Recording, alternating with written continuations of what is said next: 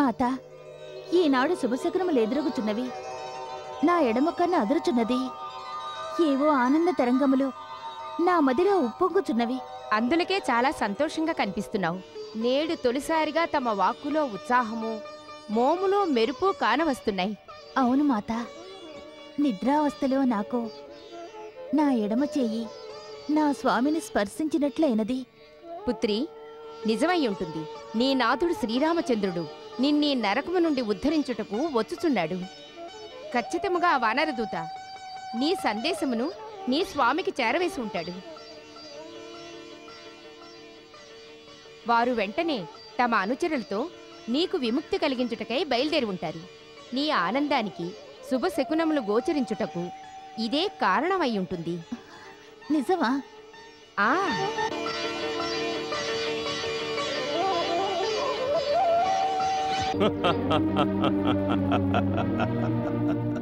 ఉన్నట్టుండి నాకు అశుభ శకునములు తోచుచున్నవి నాథ. భవిష్యత్ భయంతో అనుమానాలతో నా మనసు కలవరపడుతున్నది. అపశకునముల మా అనుమతి లేనిదే అపశకునములు లంకలోకి ఎలా ప్రవేశించగలవు? పరిహాసమునకు ఇది తగిన సమయము కాదు మహారాజా. నేను తమకు విన్నవించుకొనుచున్నది కేవలం స్వప్నం కాదు. నా స్వీయ అనుభవముల ఆధారముతో చెప్పుచున్నాను. నాకు చాలా భయముగా ఉన్నది స్వామి. అతివలు స్వభావ సిద్ధంగా పిరికివారే. నేను అలాంటి పిరికిదానని కాను మహారాజా. నేను త్రిలోక విజేత దశకంఠుడు లంకేశ్వరుని పట్టమహిషిని. నాకు ఎవరి వల్ల భయము లేదు నాథా. నేను భయపడుతున్నది కేవలం అవినీతికి, అధర్మమునకు. తమకు అనుభవం కలిగి ఉండాలే ప్రాణేశ్వర. మాకటువంటి అనుభవములు కలుగడం లేదు మహారాణి. ఈ రావణుని దరిచేరుటకు భయమునకు కూడా భయము కలుగును. లేదు మహారాజా. ప్రతి మానవుని అంతరాత్మ వానిని హెచ్చరిస్తూనే ఉంటుంది. ముఖ్యంగా చెప్పాలంటే వారు తమ వందిమాగధుల జయఘోషలో పూర్తిగా దానిని వినిపించుకోరు. స్వామి, తమరు ఒకసారి ఆత్మావలోకనం చేసుకోండి. సీతను లంకకు తీసుకువచ్చినప్పటి నుండి తమరు మునిపటి వల్లే ప్రశాంతముగా ఉండగలుగుచున్నారా? ఏ తమకు అనిపించటలేదా? ఆనాటి నుండి ఏదో ఒక రకమైన అమంగళము జరుగుతూనే ఉన్నది. ఏమి అమంగళము జరుగుచున్నది? నేను పూజ చేయడానికి కూర్చున్నప్పుడు ఏకాగ్రత కుదురటలేదు. యజ్ఞగుండములోని పవిత్రాగ్ని నుండి దివ్యగంధమునకు బదులుగా దుర్గంధము వెలువడుచున్నది. ధూమము కాలమేఘఛాయ కలిగి ఉంటున్నది. వేద పఠనానికి కూర్చున్నప్పుడు వేదమంత్రములు మరిచిపోతున్నాను. కుడి కన్ను అదిరి అశుభ సంకేతాన్నిస్తోంది నాథా. నీ మదిలోని అపశకునముల నివారణకు పరిహారమేమున్నది? ఒక్కటే పరిహారం ప్రాణేశ్వర. సీతను సగౌరవంగా రఘువరుని వద్దకు పంపివేయండి.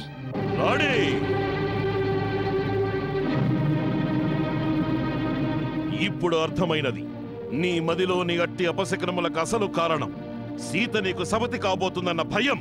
కాదు, సీత నాకు సవతి కాదు. అవుతుంది రాణి, అవశ్యమవుతుంది. ఆ మరుక్షణమే నీ పట్టపురాణి పదవి నిన్ను వీడిపోతుంది. ఆ అమంగళ అనుమానంతోనే నీవు ధైర్యాన్ని కోల్పోతున్నావు. మంగళము గాని అమంగళము గాని సీత జీవించిన లంకలోనే, మరణించిన లంకలోనే. ఏమైనది? దేని కొరక నాదము? త్రిలోక విజేత లంకేశ్వరులకు జయం. వేగులు సమాచారం తీసుకొచ్చారు మహారాజా. ఏమా సమాచారము? మహారాజా, సీతాపతి రాముడు, అతని సోదరుడు లక్ష్మణుడు, కిష్కింధ మహారాజు, సుగ్రీవుడు పెద్ద వానర సైన్యముతో సముద్రపు ఆవలి తీరమునకు వచ్చి ఉన్నారు.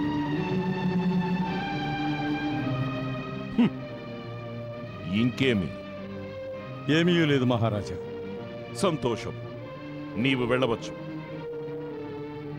తమరు విన్నారు కదా మహారాజా, వారు సైన్యాన్ని తీసుకుని లంకకి ఆవలి వైపు చేరుకున్నారు. మండోదరి, ఆ తీరమునకు ఈ తీరమునకు భూమి ఆకాశముల అంతరమున్నది. స్వామి, వారి దూత ఒకడు లంకకు వచ్చాడు. రాజ్యాన్ని అల్లకల్లోలం చేసి వెళ్ళాడు. ఆలోచించండి స్వామి. విచక్షణతో, వివేకంతో న్యాయాన్యాయాలను ఆలోచించి నిర్ణయం తీసుకోండి నాథా. ఆలోచించి వివేచించి చేసే కార్యము మంత్రులతో జరుగుతుంది. బుద్ధిమంతులకు, యోచనాపరులకు, నీతికోవిదులైన మంత్రులకు, వీర విక్రమ పరాక్రమోపేతులకు ఈ లంకేశ్వరుని రాజదర్బారులో కొదవలేదు. ఏ నిర్ణయము తీసుకోవలసి వచ్చినా అది రాజదర్బారులోని.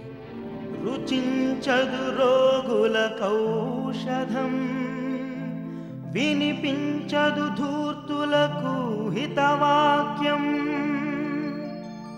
చెడు కాలం కానదు యముని, తన వారే శత్రువులని. చెడు కాలం కానదు యముని,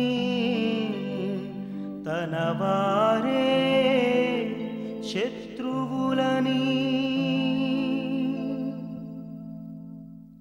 అశోకవనమున శోకమా, విధి విపరీతము న్యాయమా. సింసుపావృక్ష ఛాయలు సెగలాయే ధాత్రిజకి, సెగలాయే ధాత్రిజకి. పుత్రి, పుత్రి, నగరం అంతా చర్చించుకుంటున్నారు. దేని గురించి మాతా? శ్రీరాముని సైన్యం సముద్రపు ఆవల తీరానికి చేరుకుందట. గుప్తచర్లు ఈ వార్త తీసుకొచ్చారు. నిజమా? నిజమా మాతా? నా స్వామి, నా మరిది వస్తున్నారా? నిజంగానా?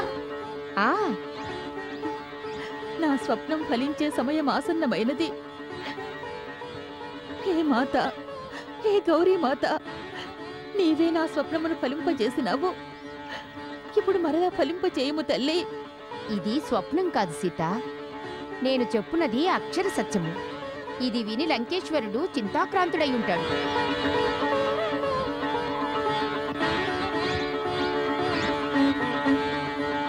యువరాజు ఇంద్రజిత్, అనుజా విభీషణ, సేనాపతి అకంపన, ప్రహస్త, మహాపార్శ్వ, దుర్ముఖ మరియు మంత్రిమండలి సదస్యులారా, మీరందరూ వినే ఉంటారు.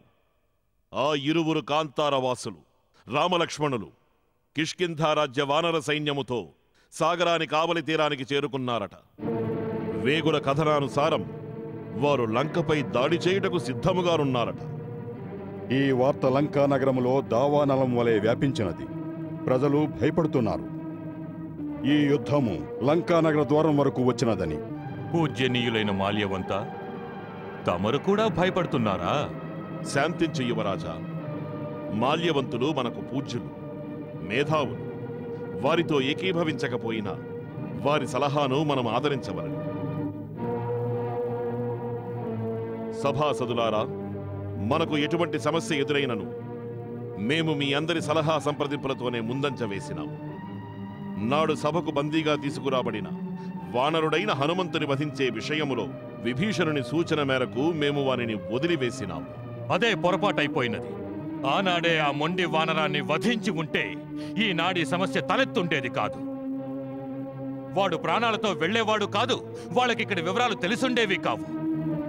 ఇప్పటికీ సమస్య జటిలం కాలేదు మహారాజా. సముద్రానికి ఆవల తీరానికి వచ్చినంత మాత్రాన సరిపోదు. 100 యోజనములు అనగా 400 క్రోసుల విశాలమైన దుర్గమ సముద్రమును దాటి సేనాసమేతముగా రావలను గదా. సేనాపతి అకంపన, మీ మాటలు మాకు ఆమోదయోగ్యముగా లేవు. రాముని పరాక్రమము ఎటువంటిదో మీరే స్వయముగా మీ కనులతో చూసినారు. నాటి సంగ్రామంలో తమరు, తమ సహచరులు యుద్ధభూమి నుండి పారిపోయి ప్రాణములు కాపాడుకున్నారు.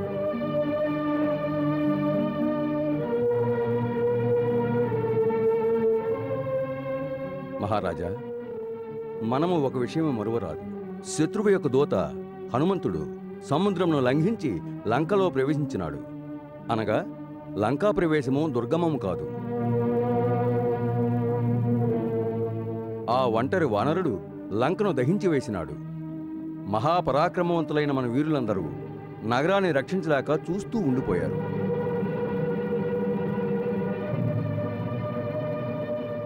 అది మాత్రమే కాదు మహారాజా, మన నగర అభేద్య కుడ్యములనియు బలహీనములైపోయినవి. నీవే తెలుపుము విభీషణ, మేము ఏమి చేయవలను? మహావీర లంకేశ్వర, శ్రీరామచంద్రునితో విభీషణ, శత్రువుని నామమును గౌరవముతో సంబోధింపకము. క్షమించండి లంకేశ్వర, నా అభిప్రాయం రామునితో వైరము మనమే స్వయంగా పెంచుకున్నాం. ఎటువంటి పరిస్థితిలోనూ ముందుగా వారు మనపై దాడి చేయలేదు. తొలుత మన సోదరి శూర్పణకే వారి చెంతకు వెళ్లి రెచ్చగొట్టింది. ఖరదూషణులు అనాలోచితముగా అహంకార మదముతో వారితో శత్రుత్వాన్ని పెంచుకున్నారు. అన్నిటినీ మించి అవినీతిపూర్వకమైన కార్యము చేసినది తమరే. వారి పత్నిని అపహరించి వారి పరువు ప్రతిష్టలకు భంగం కలిగించి విభీషణ,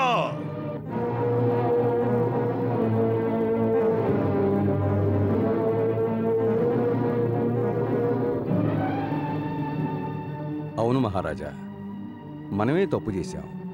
మనమే మన తప్పుని సరిదిద్దుకుని సీతాదేవిని ఆదరపూర్వకంగా తన పతి చెంతకు చేరిస్తే మంచిది. మహారాజా, మన గౌరవనీయులు త్రిలోక విజేతలు అయిన రాక్షస కులములో ఈ పినతండ్రి విభీషణుడు మనకి ఎల్లప్పుడూ విరుద్ధంగా మాట్లాడుతూ ఉంటారు. మనము రాక్షస కులం వారం కాదు. పరమ పుణ్యాత్ముడు మహర్షి పులస్త్య వంశీకులం. అయినచో మీరు కూడా ఒక్క బాణభయంతో పారిపోయిన మారీచుడు మావయ్య వలనే కాషాయ వస్త్రమును ధరించి ఏ ఋష్యాశ్రమంలోనో ఉండి తావళం తిప్పుకోక ఇక్కడ లంకలో ఏ దురాశతో జీవిస్తున్నారు. నాయన మేఘనాథ, ఇటువంటి నిరర్ధకమైన మాటలు మాట్లాడుట, పెద్దల పట్ల ఇలా అమర్యాదగా ప్రవర్తించుట నీకు శోభస్కరము కాదు. నీవు అనుభవం లేని పసివాడవు. పసివాడనా? దేవతల గర్వమును అణచివేసిన వాడను. మహాయోధానుయోధులైన దైత్య నాగకులములను శోకసంద్రమున ముంచిన వాడను. ఐరావత దంతములను పెకలించి దేవరాజైన ఇంద్రుని ఓడించి ఆకాశము నుండి భూమిపై విసిరివేసిన ఈ ఇంద్రజిత్తు అనుభవము లేని పసివాడా?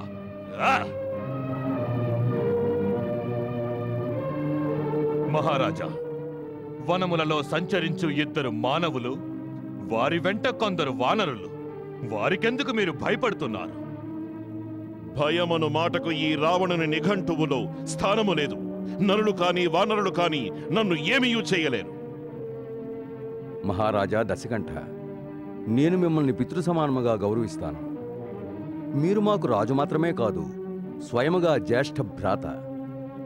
ఎవరినైతే సాధారణ వనవాసులైన నరులుగా ఉపేక్షిస్తున్నారో వారి శౌర్యగాథను మర్చిపోవద్దు.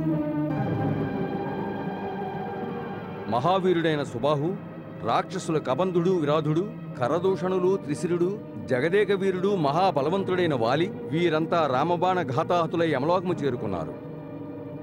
ఏ వానరుని అపహాసం చేస్తున్నారో అతడు వదిలి వెళ్లిన గుర్తులు నగర నలుమూలల్లో భస్మీపటలమైన మేడలు, మసిబారిపోయి ఉన్న ప్రాకారాలు, అగ్నిలో కరిగి కూలిన స్వర్ణ స్తంభాల రూపాల్లో కనబడుచున్నవి.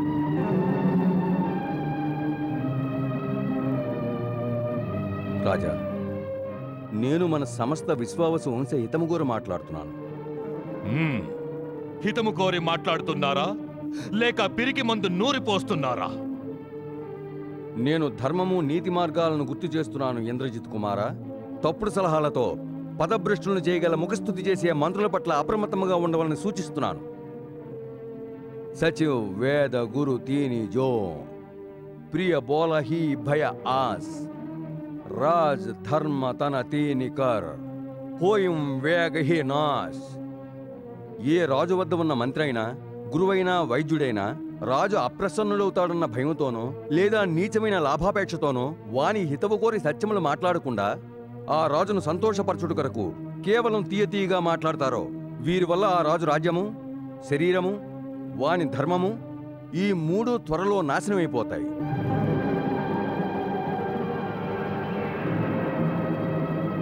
మహారాజా లంకేశ్వర, నా గౌరవనీయులైన భ్రాత, అప్పుడప్పుడు కామక్రోధములు ఉత్తేజములైన ఆవేశములో దుర్మతి మనుష్యుల్ని స్త్రీ వ్యామోహంలో పడవేస్తుంది. కానీ వారు తమ తప్పును తెలుసుకుని సరిదిద్దుకోవడంలోనే వివేకమున్నది.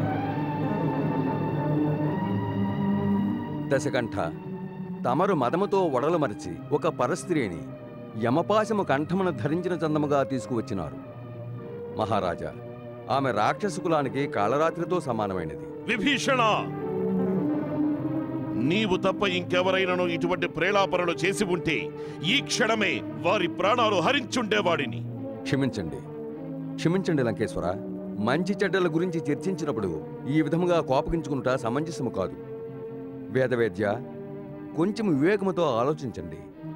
ఒక అబలని తన ఇష్టానికి విరుద్ధంగా పశు ప్రవృత్తితో బలవంతంగా అపహరించి తీసుకొచ్చారు. అటువంటి స్త్రీ విషము పూసిన పదునైన ఖడ్గంతో సమానము. అందువలన నేను తమకు చేతులు జోడించి ప్రార్థిస్తున్నాను అగ్రజ. తమరు సీతను సగౌరవముగా ఆమె పతివద్దకు పంపించండి.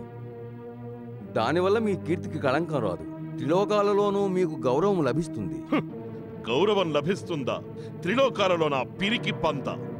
వీరపురుషుల సభ జరిగిన చోట మమ్ములను అవహేళన చేసెదరు.